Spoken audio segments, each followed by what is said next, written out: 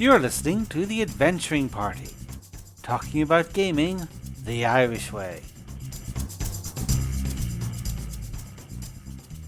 Welcome to the party. I'm Ace Pilot Scarr, coming at you with my Gundam at full power. I'm Eoin. And I'm Dave.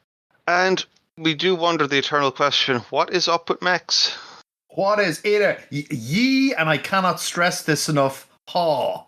We are here for the old mech roundup. Much like classic fighting fantasy book Robot Commando, it's going to be mostly mechs here today. Not a lot of dinos, unfortunately. Mostly mechs, because I've been on a mecha kick. I have been dipping my toe into Lancer. I have been splashing around, reminding myself of the joy of Battletech. And I've even been playing with mechs when they're actually Greek gods or the bodies of Greek gods fighting monsters in Neon Genesis Evangelion inspired hardest board game in the world, Aeon Trespass Odyssey. So we're here to talk about that. Nice. So, a wide variety. Oh yeah, absolutely. We've got like 3 different things to talk about. So I'd say that there might be a similarity that I've noticed most of them is that these are, let's say, terrain-focused games, or boards, hexes. Yeah, absolutely. You occasionally get people comparing Lancer to Fourth Ed, and I think a lot of that is mainly the, let's say, map mandatory way it's gone. I say it's gone, and that's absolutely not the way to characterize it. It was designed from the get go to have this major tactical element to it. But there's a lot of people in the let's say rules light space who would really like some mecha action. Well, Scar, I know every person understands 5 or 6 major indie RPGs, and Lancer, of course, but for the uninitiated, let's explain what Lancer is. Lancer is a mecha RPG designed by a comic writer and a wargamer. And as a result, it comes out a little bit different to your standard RPG. Good.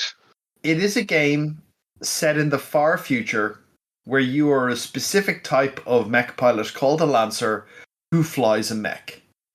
As a result, there's a lot of world building around a far future kind of fairly left-wing organization running the universe and trying to deal with all the non-left-wing bits, being kind of various varieties of nasty. So you pop in and there's a couple of different adventures. They haven't got the full amazing adventure that you can play that kind of explains the universe to you yet, but it's kind of coming. What's cool about Lancer is it is mostly focused on the missions, which are explicitly missions akin to a Final Fantasy Tactics-esque play loop. At the start of your mission, you are given your objectives. Like the GM is meant to give you a briefing, go, this is how you win this mission, this is how you lose this mission. Away we go. So it is much more explicitly mission-based than nearly any other RPG. Where it's like, you have an objective here, it is get this truck to the other side of the map. There are bad guys in the middle here currently, here are the 4 spawn zones for bad guys, away you go. Yeah. It is explicitly mission-based. And within that one, you have a lovely crunchy little RPG in which you gradually assemble and build your own mech, the expression of yourself, as you go. Your character sheet as the pilot is very kind of compact. You effectively start with 4 triggers of +2, which could be like, you could say, I'm going to take fighting at +2. Or you could decide to take, I'm going to take getting stuff done at +2. Or I'm going to take getting out of the way at +2. And then whenever you're rolling as a pilot, if you can justify the use of a trigger, you roll at +2. If you improve the trigger to +4, you might roll at +4. Right? So it's specifically pretty hands-off when it comes to the pilot, but the mech gets a ton of detail. Mhm. All right. So the game is focused much more on the mech you're piloting rather than your character being a big thing. Your character is a delicious glaze, as deep as a normal mecha pilot character in a mecha anime is. Mm. They are there, they have a couple of character traits. That's what they're doing. It's not, often a ridiculously deep dive into a person with many conflicting drives and everything like that. They're pretty straightforward. Though in fairness, in RPGs, how deep do you really get in a character? Yeah, like it's not that your character has no effect on your mech palette, which is my pet peeve with a lot of lighter mech RPGs. But it is like you're adding +1s and +2s to a mech here and there. It's separate character sheets, not like a combination of characters. Yeah. And the thing you have as a character is you pick 4 stats that your mech is built around, and you improve those stats as you level, which are hull sensors. Basically, it's hull sensors, agility, and Engineering? basically, yeah. And they adjust stats on the mech. So, like every point of hull is 2 more HP, for example, and every 2 points of hull is +1 repair. Yeah. And so you go up and down like that, and then you additionally, your character has talents. He goes down a talent tree, and the talent tree affects the mech combat. So that's actually where your character mech stuff interact. Yeah. And then the mech is built of a basic chassis. In the core book, there's just one, the Everest. They've included 2 more over the points that there's a specific hacker one, and one that's a little more off spec, kind of weird one. And then as you build out, you effectively pick up licenses in other types of mech, and you can start mixing the abilities of the two together until you produce your own very distinct mech. Yeah, it's gotten a lot of buzz for a lot of reasons. One being, of course, the comic writer made amazing art for everything, so it does look very unique stylistically, which is a big plus for let's call brand identity. Yep. And also they have a sort of semi-open thing for fan materials, so there are fans out there working on various different interpretations of the rules or Adventures or whatever else, yeah. I mean, you see, I think it's really cool because it feels like the mech is the big build space where you kind of put some ideas together. Now, in reality, there's some they give you some very good guidance on what to build with those tools. And since you slowly add abilities into your kind of hopper of choices, you get to build out in the way that you would actually kind of like. And the respecking is fairly generous in terms of every time you basically gain a license level, you get to go, okay, I can respec either all my license levels or all my stat allocation or all my talents. And that's kind of useful. Yeah. And the other thing about it is you effectively do 3 missions and then you increase in light level. There's no XP or anything like that. It's just like you've done 3 missions, now you go up a light level. Or license level, sorry, not light level. And you keep going like that. So there's theoretically a full-length campaign, I believe is 36 missions. Yeah, basically an arc of 3 battles is the intended way, and then that's a greater objective done, and you go up the license level. Yeah. Yeah, and as the structure goes, I think it's very well. I'd say the main thing about it is like you're immediately going to get that cantankerous thought of, but what if my players want to do some freeform game? What if we want to focus on out of mech stuff for a mission or two? And these are things the RPG can somewhat survive, but it is a structured system, and I think behind it all is I don't have a table to put a custom made hex map on, so I can't play this game, and therefore people complain that even though they don't actually want to play the game, they don't have the equipment for it, so they're going to find more. Play on Foundry.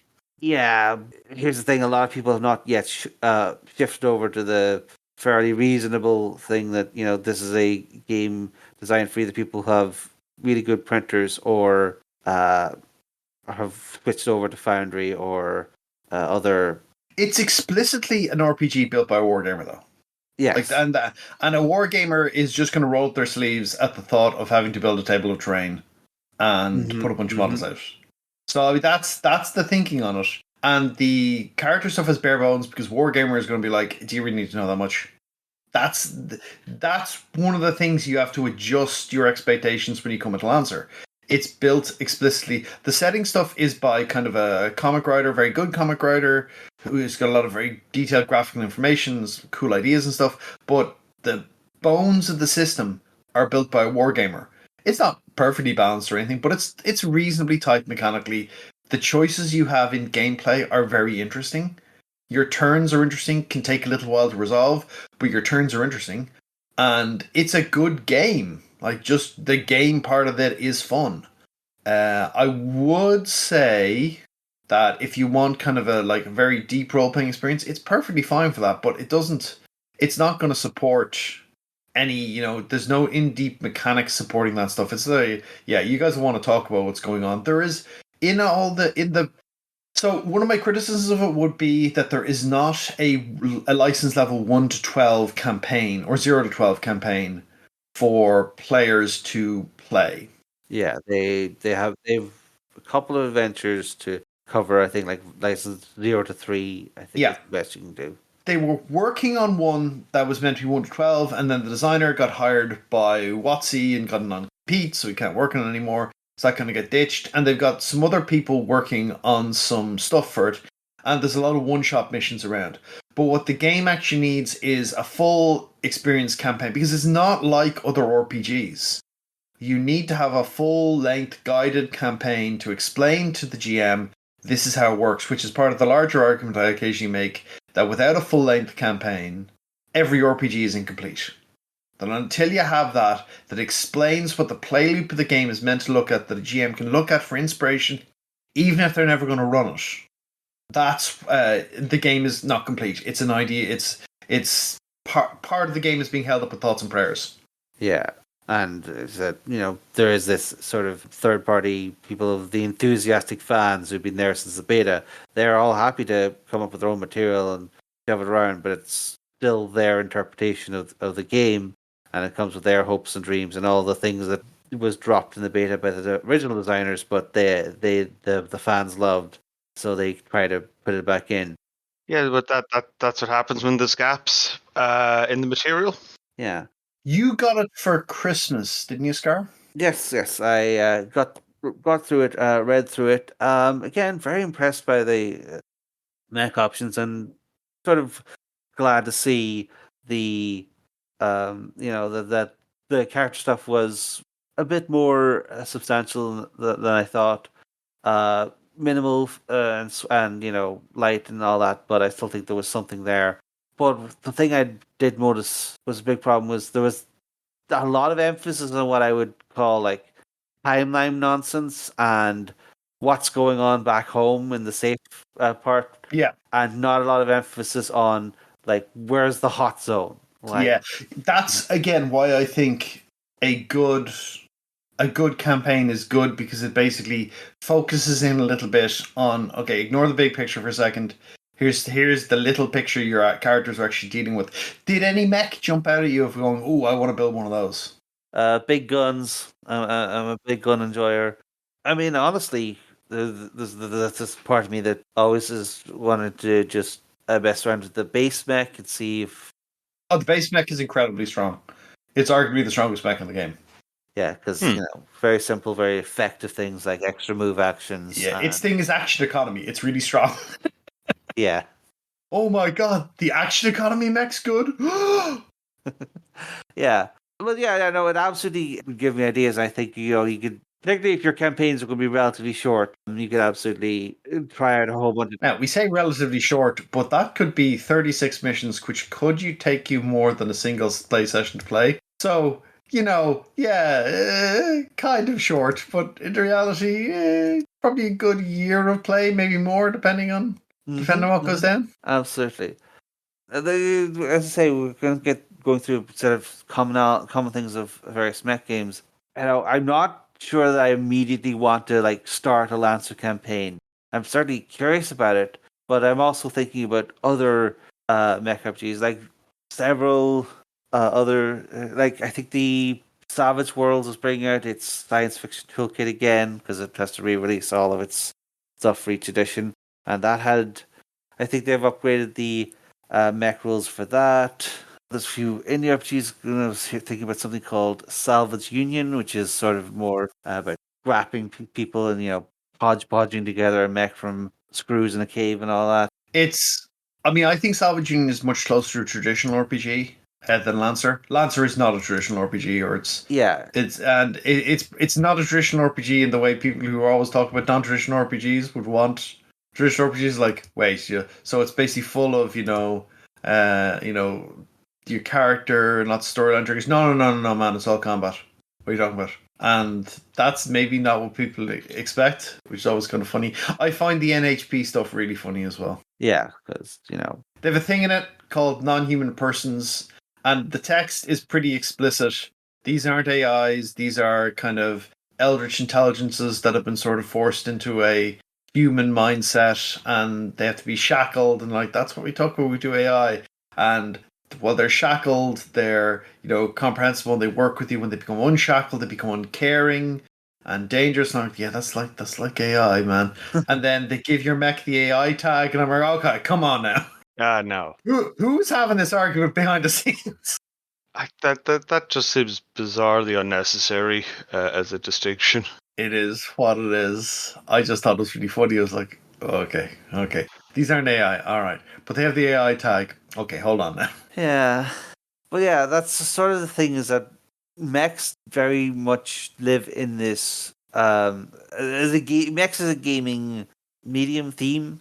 Very much live in this board-based thing where the very much tension is you're going to bring out hex map or something equivalent, and you're going to be moving tokens or lovingly rendered models around a thing, and position is going to matter, and you're going to be tracking all the different systems, and that mechanical depth is sort of inherent to the genre, because otherwise you're not in a mech, you're a pretty boy with many problems is just growing to 50 feet tall, pulling out his laser gun that he had in his pocket. So this kind of liminal space where it's an RPG, but it also has these heavy war game elements. I don't think people should be gun shy about them, but it is sort of not inherent, but a very strong part of the genre, I think, as a games mechanic.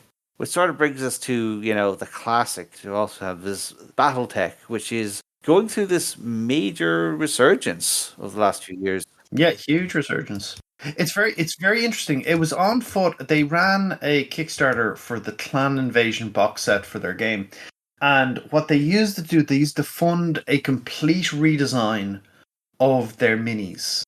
And I don't know if you remember BattleTech minis back in the 1980s, but they were... I vaguely recall some lumps of lead. There were some lumps of lead, but there's also a bunch of very dorky plastic minis, some of which were recast and resized from Japanese mech designs. Mm-hmm. Yeah. In some cases, literally, this used to be a 1 in 44, a 1 to 144 grade thing. We just shrunk this thing down and made it a single frame on a sprue, and here's our mech. And they were somewhat dubious as a result. Mm-hmm. But they've redone them and they all look really cool.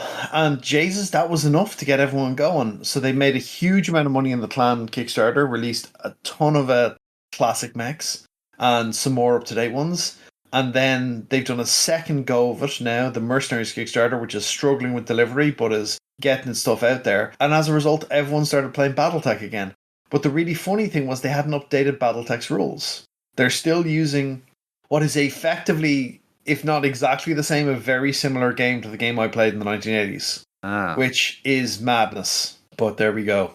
Speaking about games that need photocopiers. Yeah, or printing out and laminating sheets or what have you. Have you ever played standard BattleTech?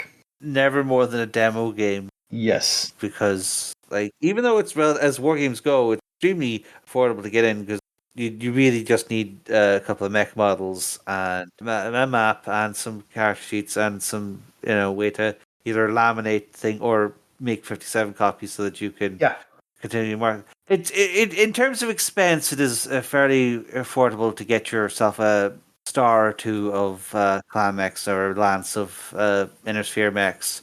Yeah, you're talking basically. You can. They sold pre-boxed sets now, which were more like thematically grouped mechs than actually a balanced lance per se. But you could buy one or two of those and put yourself something together really easily. Or you could basically, they're going to be doing more ones which are kind of like, oh, this is sort of a pre-built force, and they're coming up. So it's not expensive really to get in. Yeah, Not compared to 40k or anything like that, and get a full game. I think for €100 you could very easily have yourself fully set up. You could buy a core book or the starter box set. The starter box set comes with a bunch of mechs and has the basic rules. Doesn't have the full rules, but has the basic rules. And like people and they're very kind of. The community is a bit like, yeah, we use these rules, we don't use those rules, rather than we don't use the vehicle rules much, but they're making the vehicles easier to use, so there will be more use of the vehicle rules going forward, I'd say. And it's to resolve, it's not ridiculously complex game to resolve. It's just you're kind of vaguely sandblasting away your opponent's army with different weapons until you hit something important, and then the mech falls over or blows up. Very much. And it gets funky as it goes along, because if you play with the very basic 30-25, like the starting battle mechs, all the mechs would be considered terrible nowadays. They're all really badly designed and have glaring weaknesses. And the more modern mechs are a lot more sleek, and this does what this does. It is really efficient at what it does. And there's a vast gulf in performance. So they have their own balancing system called battle value, which is what you actually have to build your forces on nowadays. So you can have a lot of kind of fairly crap mechs and they're really cheap, or you can have some very high performance mechs that do their job really well. So it's interesting, and the community has kind of some ideas about how to balance. They mostly balance around battle value to go, okay, this mech's really good, so its battle value is quite high. This mech is really terrible, so its battle value is very low. Build 7,500 battle value of units, and we'll have a game. Which could only mean I've got 4 mechs. That's all. And that's your army. And it can take hours to resolve, because it's kind of an 80s game, and there's a lot of rolling dice and hitting and marking off armor pips. And oh, you hit my arm 3 times in a row. And you're like, is that bad? Yeah, my arm's come off now. Woohoo! But also it's gone into my torso. And now it's penetrated my torso. And I had an ammo bin there, so I explode. Mm-hmm. And it can be very kind of, I hit your head. With what? My Gauss rifle. That's me dead. Alright.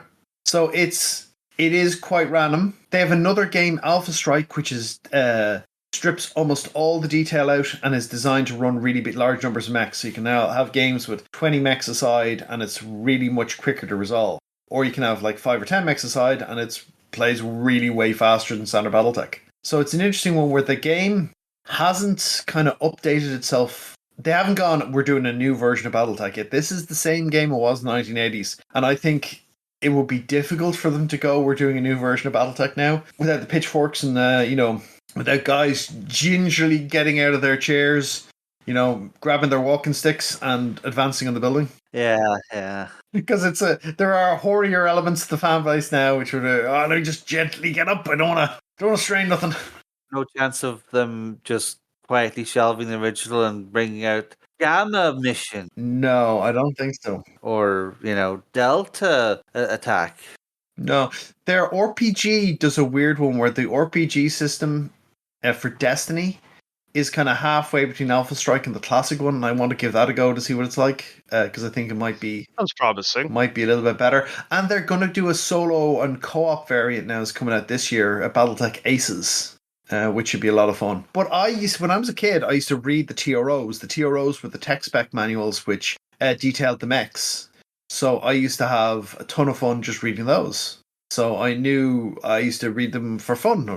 This, and now all these mechs are out now that I can actually get, rather than I can just read about them. Get the. Although you will probably not find the Japanese designs anywhere. Yeah, no, they're back. They cut a deal. Oh, okay. They were so there's this whole thing where BattleTech needed mech designs, and they were contacted by a Japanese company. And back in the early 80s. Contacting a Japanese company was not a matter of getting on the phone necessarily. Oh, God, right. Or going to their website. They were in correspondence that was being translated. And they contacted this Japanese company and said, we got a bunch of these mech designs from other stuff. You can use them. And they took mech designs from half a dozen anime shows and manga, including Robotech, Macross. Yeah. And addition to that, like, it's not just Macross, it's Dogram, it's, there's a bunch of different series it took its mech designs from. Yeah. And what happened then was Robotech gets licensed by a company called, or Macross gets licensed by a company called Harmony Gold, which go, okay, we're doing this. And they go, wait, why is there this game that's using our Valkyrie designs? Yeah. And our pods? And like, oh, we licensed it from this Japanese bunch. And they're like, what? No, you didn't. And they'd been scammed to a certain extent. So this whole bunch of mechs became known as the Unseen, because they couldn't reproduce them in art anymore because they no longer had the license, because they had never had the license. They just thought they had the license. And then they redesigned them all in the process called the Rescene, where they were kind of slightly similar thematically, but not. And then they worked out a new deal, and they're able to do much closer to the original designs. They're called the Rescene. So they're back again. Like, there was stuff like, these were classic battle mechs. These were like, the Griffin, the Wolverine, Yeah. the Battle Master, the Warhammer, which is one of the cover mechs of BattleTech. Yeah. So they've gotten it. So they're slightly modified designs now. They're not but they're very clearly, this is what they were, and they've got a much better deal about it now. And yeah, this is great. They're very nice quality minis. They paint well with like a little bit of contrast. Will basically do you a nicely painted miniature in not a lot of effort. And then you've got really good people who make you feel sad because they'll do like reflections in cockpits and stuff, and you're like, dear sweet God, I feel like a fraud compared to you. They've had a general update of the aesthetic, and I think a lot of it was sort of pushed by MechWarrior Online, and then MechWarrior 5 pushed a sort of new take on the aesthetic, and that sort of transferred back to the war game, and possibly helped get this new wave of models to really show how BattleTech was unique as a thing, just to sort of unify the whole thing from the, as we say, very done in pencil effect of the 80s designs. Yeah, and they all look good now. And they've got one artist doing all of the images of the mechs, which means they're much more kind of cohesive look. Yeah. Because there were great BattleTech line art for the mechs, and then there were ones that were just dreadful. Yeah. And now they're all kind of consistently the same quality. A guy does a really nice job drawing them, and he makes sure all the guns look like the guns. You can nearly tell what a gun is by the look of it. Yeah, the United art style, I think, is a very noticeable improvement to the whole thing. As I said, the mechs, Dave, I believe you mentioned that you used to play MechWarrior RPG, but when it came time for the big event, the mech battles, you made some compromises. All right, so the Time of War. A Time of War is the later edition of the MechWarrior RPG. Yeah, it's a line descent from the classic RPG. Yeah, so that's the one I'm familiar with. The character creation takes a while. It's life path based, which is fine until you're trying to figure out how it fits together. Anyway, takes a while. So what gems I've played under it have done is everyone is a mech pilot. What this means is that when it comes time for mech battles, everyone can just do stuff. And when it came time for the mech battles, a Time of War system was temporarily dumped in favor of BattleTech. And there's a conversion system for RPG stats into mech stats and all that, and it worked well enough. Slow to resolve, though, right? Like, ultimately. So yeah, it takes a while to resolve. Like, it's BattleTech, so it's going to be a few hours, like, for the mech battles. I remember playing BattleTech Classic RPG at a convention. I think it was a WorkCon. And the whole scenario was we were kind of light and medium mechs going into a city. Basically, GM had kind of set up as the scenario is it's a series of horrible traps by infantry in buildings to teach those mech people a lesson, which is maybe not what you want to be doing with people who've never played the game before. And it was super slow. We got about halfway through the story. We were 4 hours in, and they were like, "Yep, all right, well, you guys got to finish up." That's not right. Like, presumably they assumed that all of their fellow MechWarrior people would come out in droves to play the RPG in full understanding of the entire system, only to find that the MechWarrior people were off, the Battletech people were off playing Battletech Absolutely. because it's gone, and yeah, there's always Battletech at a gone. But yeah, the sort of we were running into the similar issue to Lancer, that the overlap between RPG and wargame a bit clunky. You know, you just leading into tried and true wargaming mechanics seems to work best in the end, but it means that the mech. I could very easily see a scenario where you sort of have to plan out your game as, okay, this session is going to be a out of mech talkie session. This session is going to be a war games, a war game session. We might need to overflow a bit into the session after, and some people don't like that sort of forced rigidity in their game. They're like, oh, we just flow effortlessly from talkie to combat to chase sequence. It'll be fine. And the system, unfortunately, by having strengths in its tactical depth, loses somewhat in the flexibility of the proceedings, and you're always going to get complaints about that. Yeah, absolutely. And I think it's interesting watching kind of mecha stuff have a bit of a resurgence. I think as an RPG that you kind of play a war game with, Lancer is really fun. Whereas Battletech is much more of it's got a very established setting. And it's interesting in that it's kind of Game of Thrones in space to a certain extent. Yeah, you've got the houses smacking each other with a weird external threat coming in. And now, the thing is, they've managed to tamp down how annoyed this fan base got about the later stuff. So people now, fine, you can have the clan invasion, or you can have the jihad, or you can have the dark age, or you can have the new Ilkhan era. And there's generally a little bit more acceptance. The 3025 essentialists are still around, but they accept that, there's other times the game are valid as well, We can also play those, and it's interesting that they've still got their setting. They've still got people writing tons of books, and people can take inspiration from those books. There's a lot to game with in the setting, and that's pretty cool. Even if the system support for it is not ideal, but I'm watching them bring out more stuff. They're doing Hotspots they brought out a book called Hotspots Hinterlands, which is specifically for running kind of a short campaign where you each are a mercenary company. You roll on a table to get where your starting mechs are. Then you start doing contracts, and you get offered a contract. Oh, I can do this contract or that contract. And other players in the group can be like, oh, I've got to defend against that one. I've taken the other side of that contract. And then you have a game. And so there's options there for it to be run Alpha Strike or to be run in Classic Battletech. And I know a lot of places are kind of galvanized with this and going, oh yeah, we're totally going to run some of this. So that's good. It makes the setting a lot more gameable, get people playing more. That is all to the good. And I think going forward, you're going to see more and more stuff coming out for it, because they're doing very well at the moment. They're making lots of money compared to... And given the Catalyst's problems in the past, particularly with Shadowrun and building houses and renovating houses that they shouldn't have been renovating, it's interesting that they're doing this well off it. I'm sure there's a story there, but perhaps another day. There was some Father Ted-esque bizarre financial irregularities. And, everyone didn't get paid for a while, apart from the guy who used hundreds of thousands of dollars to renovate his house. Oh dear. Allegedly. There was a third game we were talking about, and this is going straight into a fully realized board game, but the kind of board game that makes you want there to be an RPG for it. Yes, there are. Aeon Trespass Odyssey is a RPG or a board game that came out on Kickstarter basically 2 years ago from a Polish company called Into the Unknown. And effectively the pitch of it is ancient Greek mythology meets Evangelion.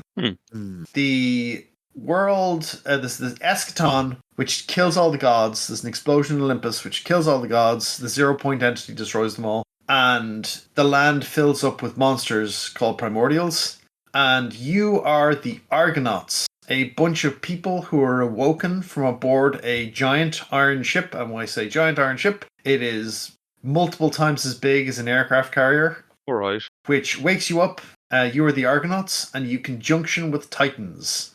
So you can get into a bunch of liquid, which allows you to send your thoughts into the Titan. and then you control this. You barely control this kind of primeval force of nature, a giant human, to fight these even gianter monsters, because the giant monsters have AT fields that you can only break with the Titan.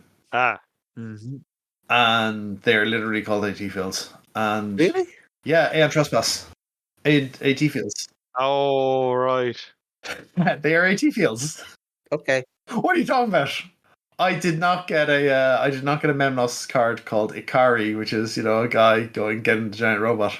So it's a cooperative campaign board game. It is a hard co-op game where it's a complex boss battler, a genre of games that only kind of exists in the last 5 years, where you are taking on a single difficult to fight monster with a AI deck who has actions they do on their turn determined by the AI deck, is difficult to beat on your own, so you need 4 people to team up and fight them.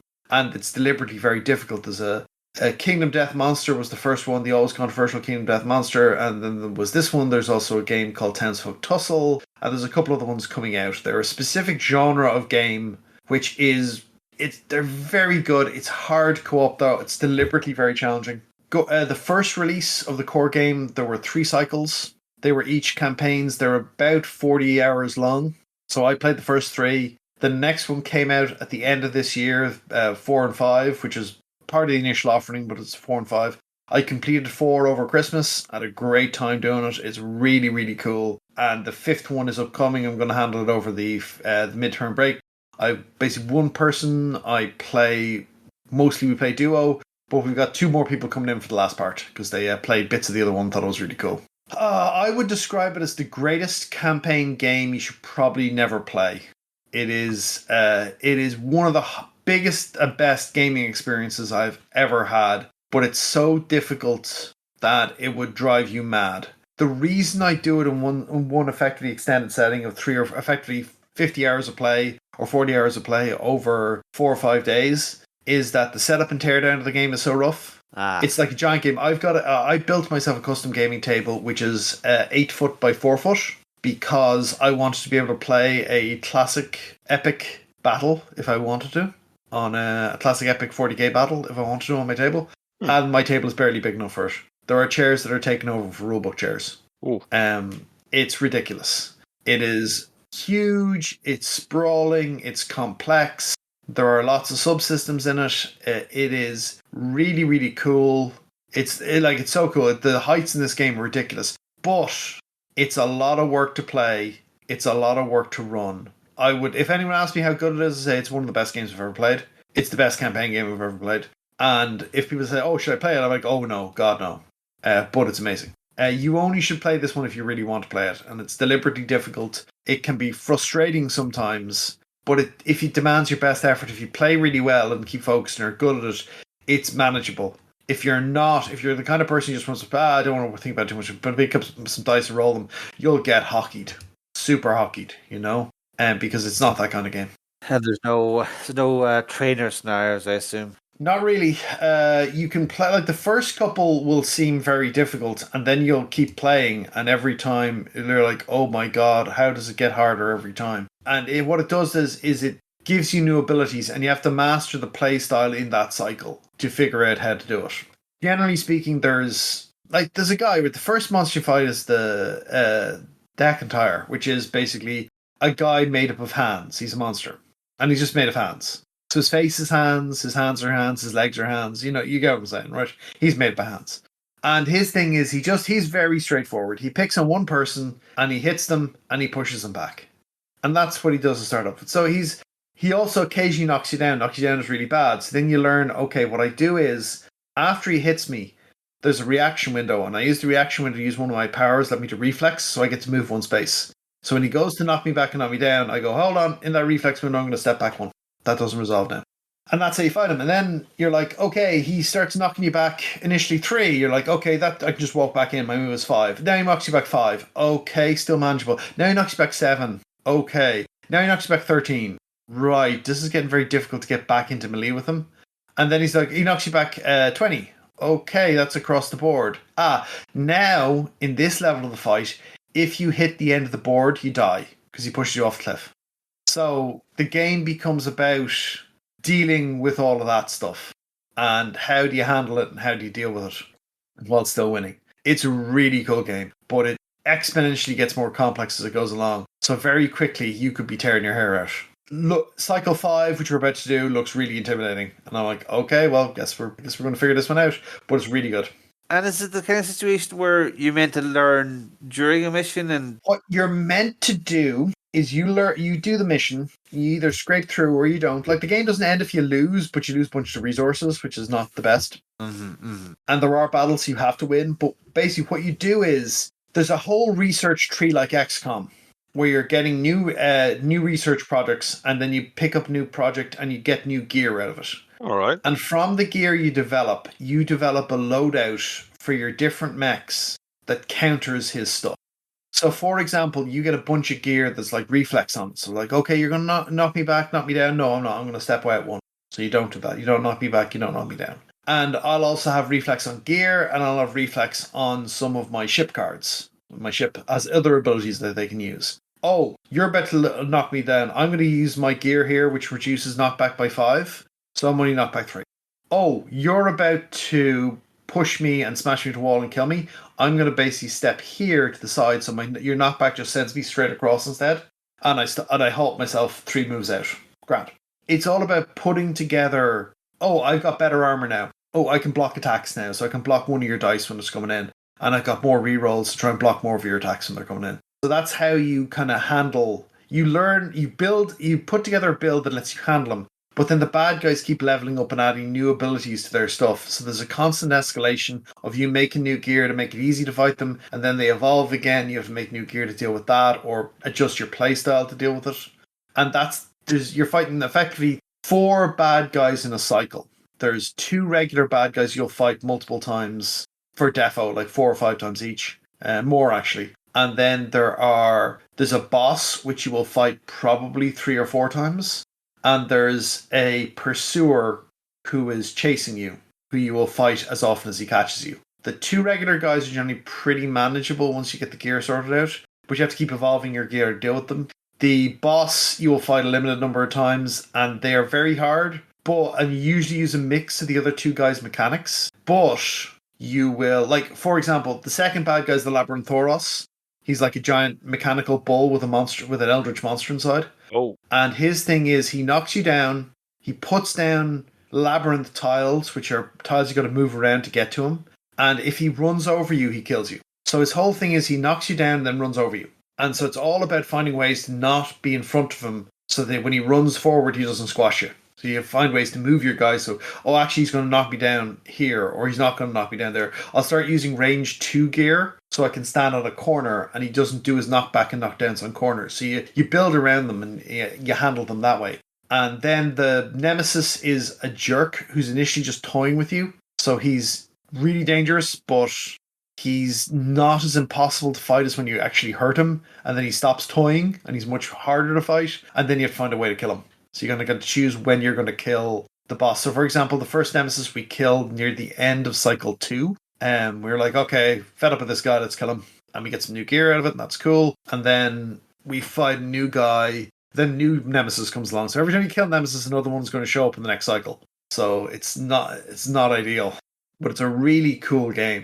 And it's deliberately very difficult. Very, very difficult. And each of these cycles is a different Kickstarter expansion, or do they all come in the same box? No. The first game came with 3 Kickstarters. The first one is The Truth of the Labyrinth, which is set on Crete, where you're taking on basically these monsters who appear out of the labyrinth, this geometric series of lines, which is some sort of mimetic thing, but also spatial thing. They come out of that. There's quite a sci-fi element despite being set in ancient Greece and you've been channeling the power of the gods. And it got that mix, that classic mix of aesthetics. Yeah. And so you fight those guys, and it's about, that story is also about, you're kind of dealing with 3 different groups of NPCs. The Hornsworn, who were Theseus's men, the cult of the Labyrinth, and the ruling King Minos's daughters and their court. And you're kind of dealing with all of those 3. And in the end, if you get all 3 of them to ally at the end of the game, you basically get more benefits for resolving the problem. And you guys are the big heroes who eventually get stuff together, or don't if you mess up.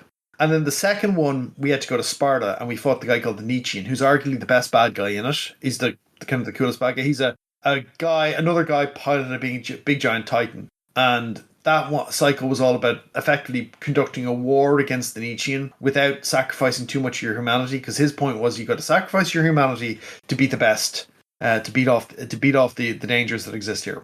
And then the third one is we went to Delphi, and it was all about time travel.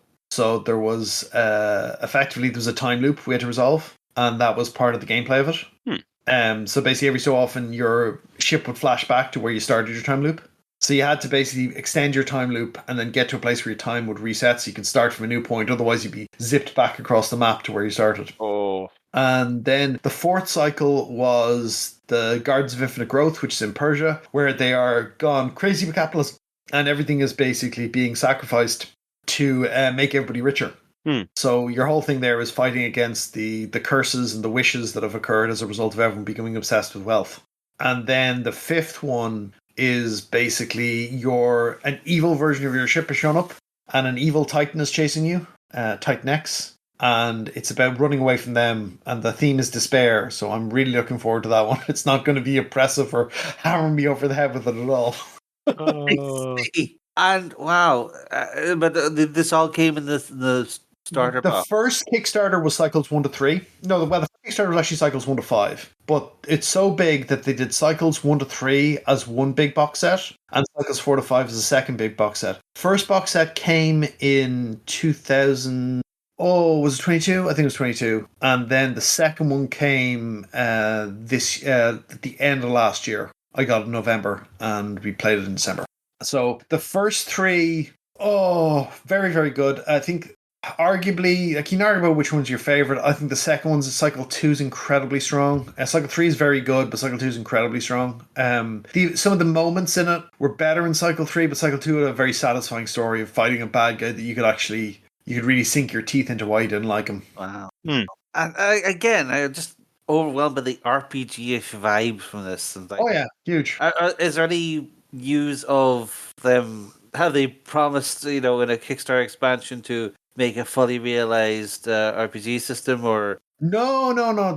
One nutter is basically writing most of this, and he has deliberately done it as this is my kind of magnum opus sort of thing. Like there's a sequel game, kind of parallel game coming out as well, called the 12 Sins of Heracles, which is going to be coming out maybe the end of this year, probably next year, which is, again, it's going to be 4 cycles, summer, autumn, winter, spring, each one of which involves you facing off 3 of the labors of Hercules in some kind of way. Right. It is sort of like there's a huge amount of role playing in it when you're playing it, in that you get choices all the way along. So you'll be doing an adventure hub and it'll tell you, okay, do you want to help these guys or these guys? And there's big mechanical effects off that, but there's also as you make choices, there's basically a matrix on the sheet, one of the sheets, which is marked from A1 to A12, B1 to B12, all the way down to AA1 to, and so on. And you mark one of those, and later on in the story, it'll go, did you mark, is B7 marked? Okay, this character is here because you saved them earlier. Or you didn't save them and you marked a different box and they're dead. So you basically go back to all of this stuff, and it's really good. So there's a story evolves, and you get to tell that story as you go. So there's quite a strong kind of RPG or, storytelling element within the game. You're each playing your own characters, but your characters will retire along the game. So you effectively have Memnos cards, which represent your memories. And they appear, and as you do certain story nodes, they advance as well, and you start to tell your own character story. At the end of it, you get the choice between retiring the character or not retiring the character, and it's always better to retire the character. You can keep it if you want, but you retire the character, their Memnos node goes into Memnos Vault, and that person leaves the Argo and goes out to fulfill their destiny elsewhere. And so you get a new Argonaut. So you start out with a set of them, and they're kind of rotating through them, and you don't have them forever. Basically, that's part of the game.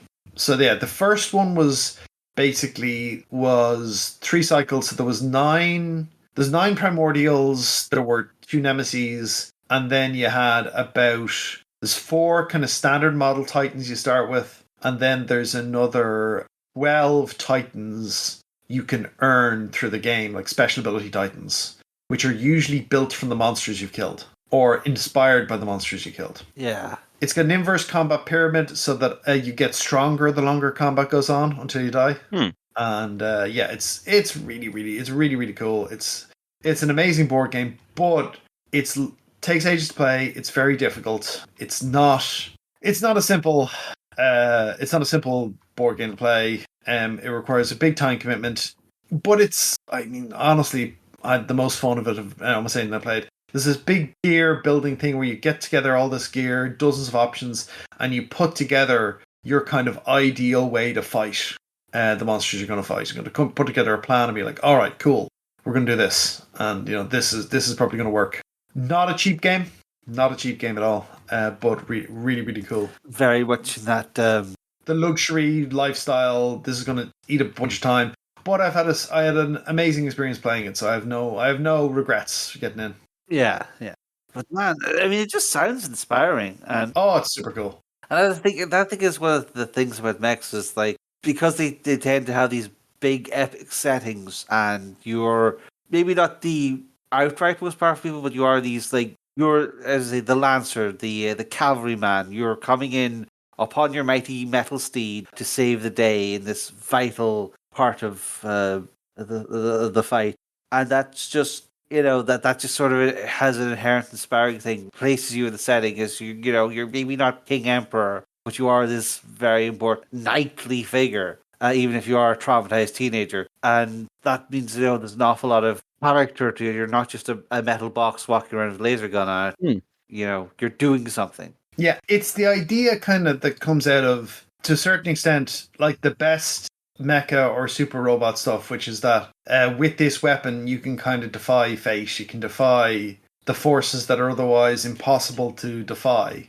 and you can fight them back. It's the old in a Jaeger, you can take on the storm, you can win. And that's really cool as a kind of a concept that that's one of the things in the game is like, no, we can win this, we can beat the unbeatable. And there's some moments in the story that towards the end of some of the cycles, I wouldn't spoil it for you, but the incredible stuff had us popping at the table, where there's a bit where we all get killed and you just hear a voice go disengage Triskelion limiters and we all stand back up.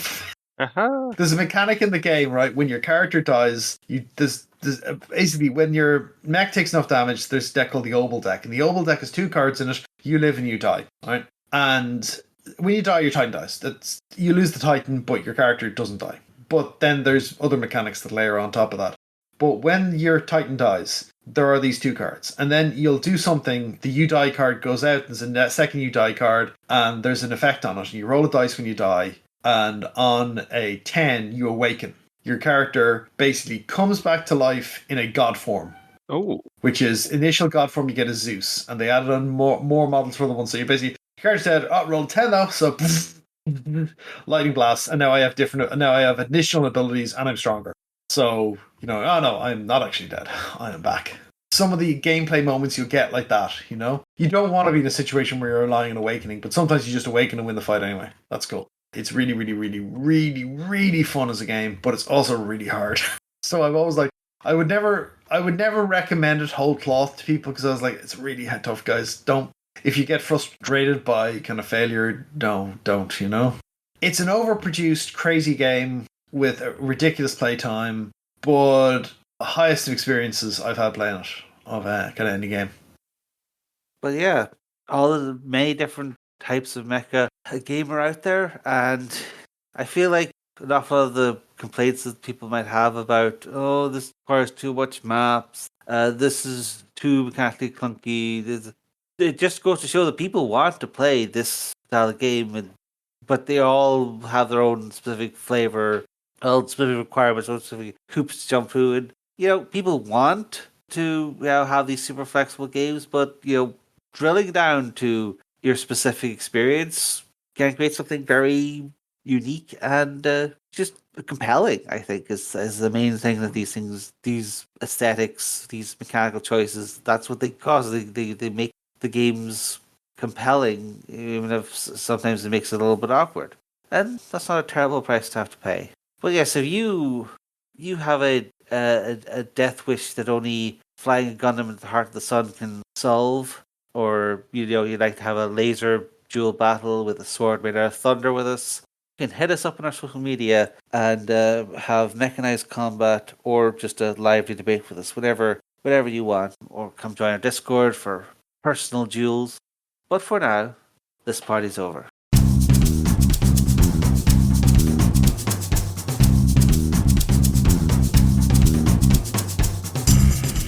Thanks for listening to the Adventure Party. You can find show notes and links to things we've mentioned at www.theadventuringparty.net and on our Facebook page. You can leave comments there or record a message at www.speakpipe.com/theadventuringparty. We can also be contacted by email at party@theadventuringparty.net. If you'd like to be in touch with the party all the time, come join our Discord server. Links in the show notes. The Adventuring Party is released under Creative Commons Attribution Non-Commercial Share Alike version 3 license.